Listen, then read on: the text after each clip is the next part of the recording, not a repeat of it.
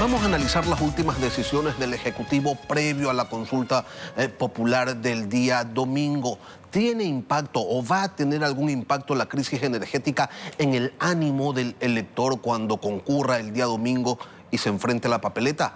De eso vamos a hablar con Pamela León Andriuoli, máster en Comunicación Política por la Universidad Internacional de La Rioja. Cuenta además con un diplomado en Marketing Político por el Centro Interamericano de Gerencia Política de Estados Unidos. Y también desde Quito, Gabriel Hidalgo, máster en Ciencia Política por la Facultad Latinoamericana de Ciencias Sociales Flaxo, autor de más de una decena de libros precisamente sobre política y también sobre derecho. Buenos días, Pamela. Buenos días, Gabriel. Bienvenidos a Contacto Directo. Buenos días, Lenin. Buenos días a toda esta directa audiencia. Buenos días, Lenin. Encantado. Muy bien, quiero empezar con Pamela. El país está a las puertas de una consulta popular y la primera pregunta no puede sino ser ¿qué tanto va a afectar en el ánimo del elector la crisis eléctrica? Bueno, sin lugar a dudas, este es un contexto que pone en desmedro un poco las popularidades del metro cuadrado. Sin embargo, yo no creo que llegue a afectar sustancialmente a la consulta popular porque ese capital político se aunó de otras decisiones previas a gobierno. El decreto 111 hace lo suyo. Sin embargo, lo que sí puede generarse es que no gane con tal contundencia. Para mí, el tema de la consulta está siendo utilizado para como un justificativo para no representar las decisiones adversas que están en este momento acentuándose en desmedro de la ciudadanía como que si fuese parte de un mal gobierno. Es por la consulta que pasa esto, no es porque no previne. Gabriel, la misma pregunta para usted. ¿Habrá o no habrá impacto el día domingo de la crisis eléctrica en la consulta? Bueno, todos los procesos electorales, incluso los procesos plebiscitarios, tienen un enorme margen de indecisión. Esto puede insinuar qué es lo que a qué nos enfrentamos en este diagnóstico, incluso en los próximos resultados. Ese margen de indecisión, que en este mismo momento es imposible de poder cuantificar, es el que va a determinar los resultados en las elecciones, de tal manera que las elecciones, digamos, las decisiones de las personas en este contexto son absolutamente impredecibles, más aún si hay estos eventos contingentes. Si alrededor del 70% hay de indecisión, incluso en la última semana de las elecciones, estos eventos contingentes como los cortes o distintas crisis como la energética o de inseguridad, si se agudizan, podrían modificar de manera sensible los resultados. Insisto, esto es incuantificable en este momento, es solamente una hipótesis de orden académico. Gabriel, ahora el presidente Daniel Noboa dice tener claridad sobre las causas de la crisis. Ha dicho que se trata de un sabotaje cuyos autores el gobierno identifica ante la Fiscalía como funcionarios o exfuncionarios del sector. La ciudadanía, el elector, ¿cómo entiende estos señalamientos? Bueno, hay identidades que han sido creadas con anticipación y que podrían favorecer cualquiera de las posturas del gobierno en materia comunicacional. Yo entiendo que esto del sabotaje responde a una denuncia presentada ante la Fiscalía y, por tanto, en materia de investigación judicial corresponderá a estas instancias penales determinar si existe o no sabotaje. Sabotaje es un delito penal, vamos a ver. Y este delito penal habla sobre la destrucción de distintos bienes de naturaleza, digamos, de naturaleza económica y que incluye embalses. Entiendo que si se logra demostrar que hay intervención malintencionada en los embalses de Mazar, de Amalusa y otros que tiene el Ecuador para el abastecimiento hidroeléctrico, entonces se habrá podido demostrar. Pero esto no, digamos, habla sobre una administración energética ineficiente y de una eventual investigación penal en marcha. Pero todos estos detalles técnicos de una investigación penal difícilmente pueden interpretarse con facilidad en el electorado. El electorado está pensando en otras cosas. Ahora mismo los trabajadores que sí van a trabajar, porque necesitan trabajar o porque no han tenido disposición en el sector privado o incluso el público de ausentarse de sus trabajos, van a tener dificultad de escoger o decidir con quién dejan sus hijos. Ese tipo de dificultades modifica las elecciones de los electores, Gabriel, al momento de decidir su voto. Y quiero llegar hasta allí y preguntarle a Pamela, ¿el tiempo de campaña de la consulta popular había transcurrido sin mayor ruido, algo por ahí en redes sociales, pero no mucho más? De hecho, el conocimiento de las preguntas no era pleno. Hoy se podría decir que la crisis eléctrica es la principal y más efectiva campaña de quienes están por el no. Es un instrumento que puede servir justamente para aquellos que están explícitamente manifestando una campaña en contra. Sin embargo, el tema eléctrico yo no lo pondría a nivel de posturas correístas o anticorreístas, pero el correísmo sí que se está tomando un papel fundamental para poder insertar narrativas que puedan victimizar un poco las posturas, sobre todo porque ya vemos cómo las vocerías que también el gobierno tiene a su bien, cuando, por ejemplo, Henry Kronfle, después a la salida de la Asamblea, le entrevistan y dicen que después de la consulta popular va a preguntarle al gobierno sobre las medidas que se va a tomar sobre ese tema. Ese después es importante porque condiciona también ciertos escenarios y momentos políticos favorables para el gobierno, pero además también vemos cómo cuando se nombra la Fiscalía, una institución que en este momento cuenta con una buena reputación por todo el tema relacionado con los juicios que estamos viendo, no dejan de ser un actor importante en esta narrativa y en este relato que de alguna manera pretende avalar las justificaciones del gobierno en la forma en la que están llevando políticamente este tema y bajo un revanchismo político más allá que ideologizado. En este momento la ciudadanía realmente discrimina, no mezcla los temas, disecciona y dice, a ver, no, esto corresponde a este ámbito y lo de acá al de más acá. No estamos acudiendo a una elección en donde lo que está en juego en realidad es si se respalda o no al presidente Daniel Noboa. Los capitales políticos no suelen disgregarse, pero en este momento sí hay que comentar que por ahí lo que se inició antes, ese capital político que de alguna forma se fortaleció con el decreto 111 y las medidas securitistas que vimos de gobierno central, ya consolidaron un electorado y acentuaron ciertos discursos de los cuales se apropió la ciudadanía. Ese capital político que no es inmóvil, pero que puede estar de alguna manera posicionado, puede no debilitarse a las coyunturas actuales. ¿Por qué? Porque más bien este tema de la crisis energética puede configurar en, digamos, problemas o situaciones complicadas de popularidad para el 2025, porque esto sí es una situación que va a sostenerse a lo largo del tiempo y que no depende netamente de la parte política que se administra, sino de los cuadros técnicos que se pongan en los cargos administrativos del ministerio. ¿Se identifica con claridad, Gabriel, una narrativa por parte del gobierno? Me están saboteando desde adentro, me están saboteando colaboradores, gente en quienes yo confié y gente que tiene relación con otra organización política, eso consta en la denuncia. Un país que ha observado hasta el asco la relación incestuosa entre el crimen organizado y algunas organizaciones políticas, ¿tiene argumentos para no confundirse, para identificar que una cosa es la consulta y otra la crisis energética?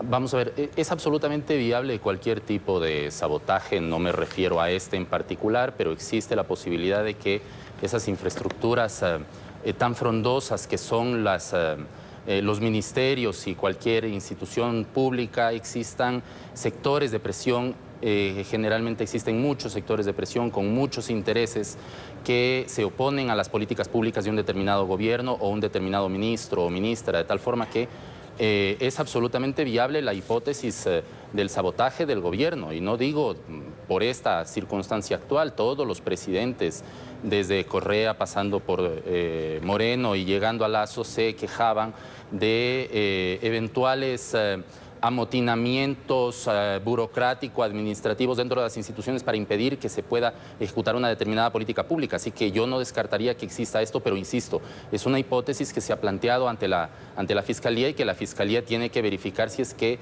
los supuestos que se han denunciado coinciden con el tipo penal establecido en nuestra legislación en materia de infracciones.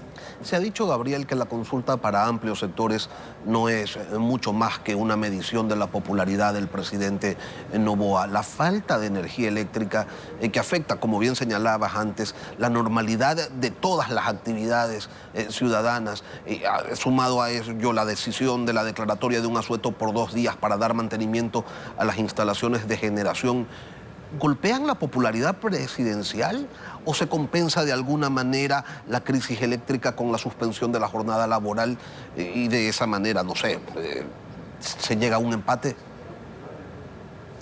A ver, vamos a ver. El debate en torno a los plebiscitos consultas, referendos a nivel latinoamericano dice con evidencia empírica que estos son convocados para ampliar la base de legitimidad de los convocantes, generalmente los presidentes.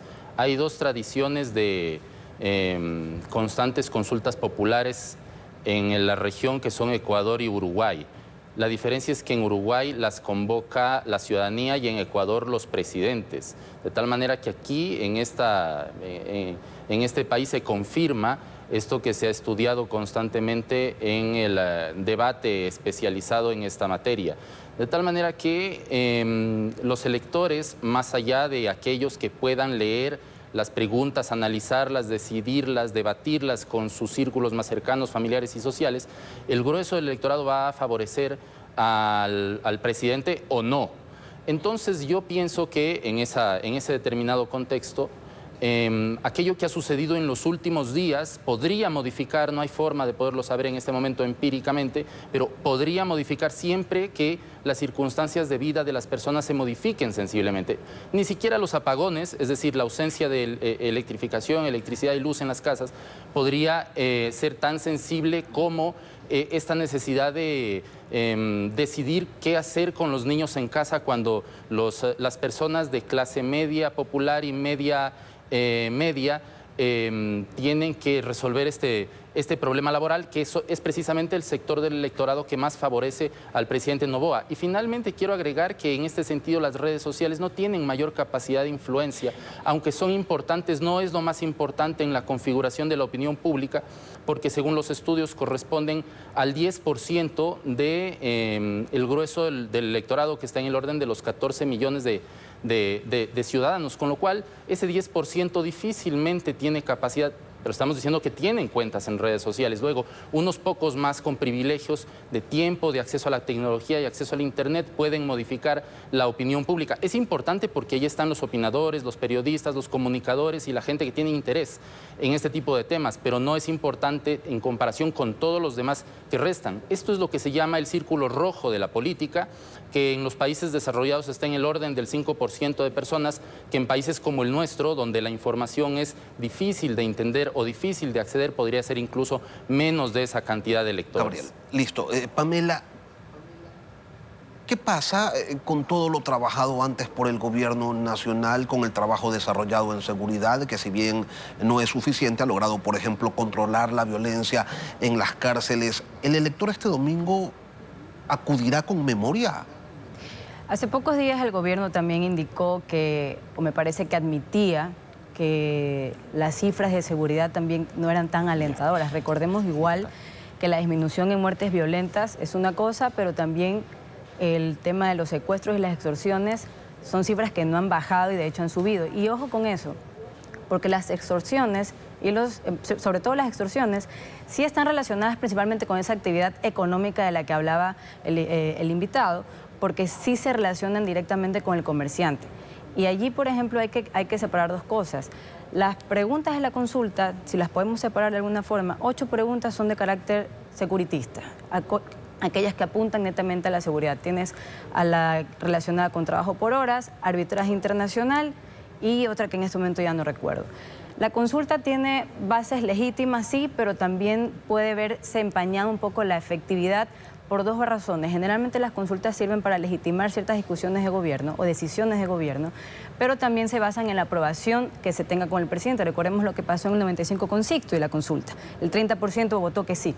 En ese sentido, hay que ver cómo ese capital político puede asegurarle al gobierno ciertas decisiones o ciertas ejecuciones, siendo que, por ejemplo, la mayoría de las preguntas de la consulta popular van a tener que pasar por una aprobación de la Asamblea. ¿Y por qué cuentan tanto, Pamela, los capitales políticos? Estamos ante la evidencia de que no es importante que uno plantee o que se intente construir una reforma estructural porque aquello tiene menos convocatoria que la coyuntura, porque aquí lo que cuentan en realidad son los golpes de efecto. Pues ha dicho una palabra importante, la coyuntura. Ecuador es un país principalmente coyunturalista. Si nosotros lo vemos desde los últimos días, ¿qué ha sucedido con el tema energético? En lugar de hablar de temas estructurales, de pagar planillas al 50%, estamos hablando de 2 días de asueto, estamos hablando de asuntos novelescos que pueden también generar cierto entretenimiento y espectacularización en la narrativa, como el tema de lo que se está acusando en este momento a la ministra de 22 acompañantes, que hay que decirlo, dentro de esos 22 acompañantes también ya hay una narrativa que se piensa insertar en medios de comunicación de que han pertenecido al gobierno de Rafael Correa, y en este momento ese discurso puede justificar ciertos distanciamientos con ese acuerdo político, con ese acuerdo legislativo, por el desgranamiento que tiene la revolución en este momento, y hay que considerar cómo todo esto forma parte de un relato que puede aunar cierto capital, y sí, el capital político parece lo más importante, siendo que todas estas medidas fueron anunciadas 4 días antes de que se dé la consulta popular.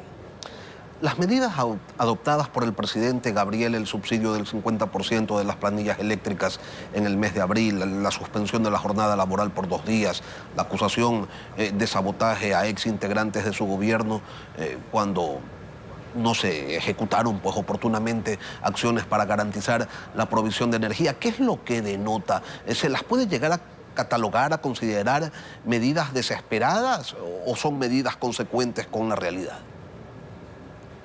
Bueno, son aquellas asociadas al asueto y la necesidad de dar mantenimiento a las instalaciones de provisión de energía eléctrica. Forman parte de una necesidad técnica, ¿no?, que se adoptó conveniente y apropiadamente en estas circunstancias y que seguramente la gente mirará con buenos ojos. No con buenos ojos que no tenga luz, no con buenos ojos que no pueda trabajar, sí con buenos ojos que la planilla tenga ese nivel de descuento que ha ofrecido el presidente. Es decir, todos estos elementos hablan de un sector en crisis. Los especialistas ya anticiparon que hay una crisis que está en marcha.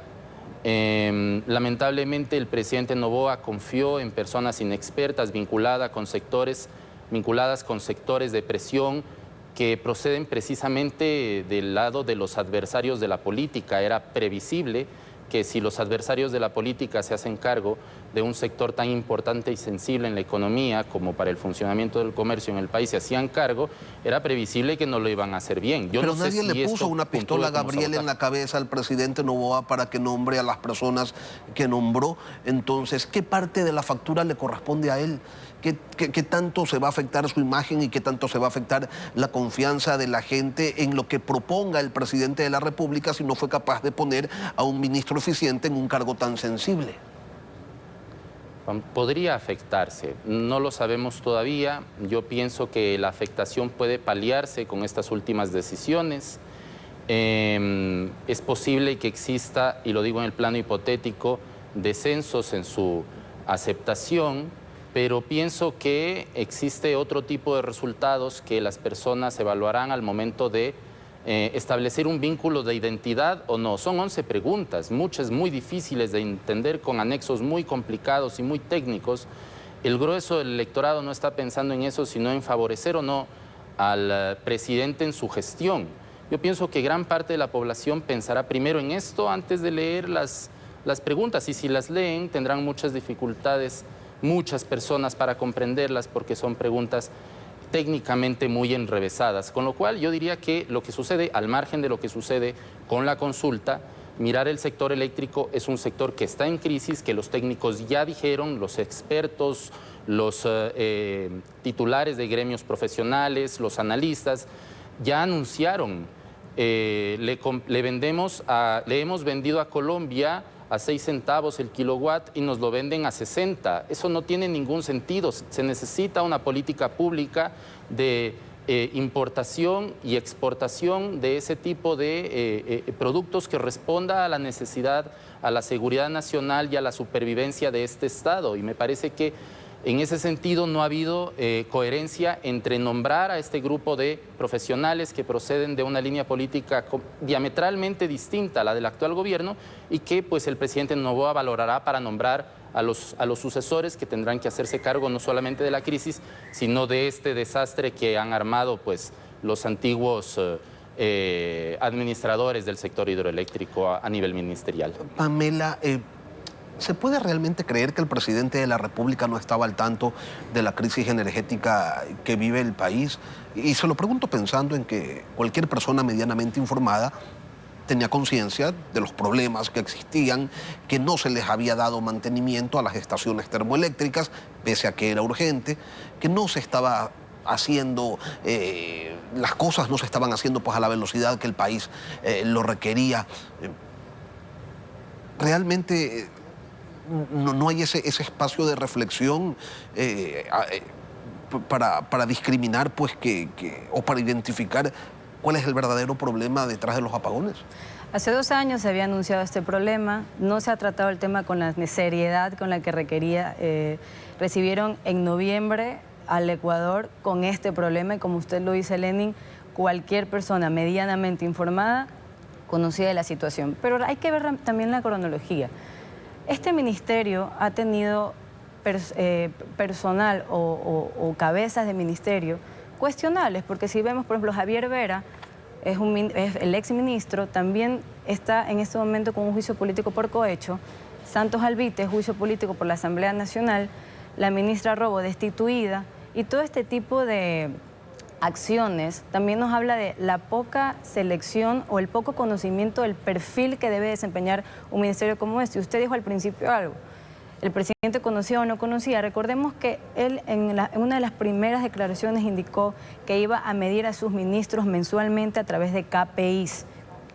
Es verdad que esos informes pudieron haber llegado con información que no develaba ciertas cosas, pero eso también devela la forma tan frágil de conocer lo que pasa dentro de un ministerio. Y sí hay una responsabilidad por parte del gobierno en la selección de su equipo. Por ejemplo, es un error pensar que necesariamente la juventud es un valor o un capital de gobierno, que es lo que en este gobierno han tratado de posicionar. No necesariamente la juventud es un símil de buen gobierno o de probidad del manejo de la cosa pública. Ahora, Pamela, adicional a esto, se abren pues otros escenarios con lo que ha denunciado el gobierno a través del secretario de la Administración Pública, y me refiero al sabotaje porque surgen muchas preguntas. ¿De qué otros sectores le están ocultando información al presidente? ¿Qué tan capacitados o no están los ministros para las tareas que deben cumplir? ¿Identifica usted quizás en esta crisis la posibilidad para que el gobierno inicie un proceso ampliado de autodepuración? Es el momento para que lo haga. De hecho, la coyuntura se presta para hacer una evaluación y para transparentar aquellos informes que el presidente se comprometió a hacer sobre esa medición mensual de los KPI que iba a hacer a cada uno de sus ministros. No voy a decir que, por ejemplo, las declaraciones de la ministra de Ambiente necesariamente hablan de su capacidad de manejar el ministerio, pero sí que traslucen una percepción y ese axioma es importante en la ciudadanía para conocer o proyectar la capacidad de esta ministra en ese ministerio. Muchas personas, Gabriel, señalan este es un gobierno que apenas va a cumplir 5 meses y no se le puede pues echar la culpa de la crisis energética que está viviendo el país.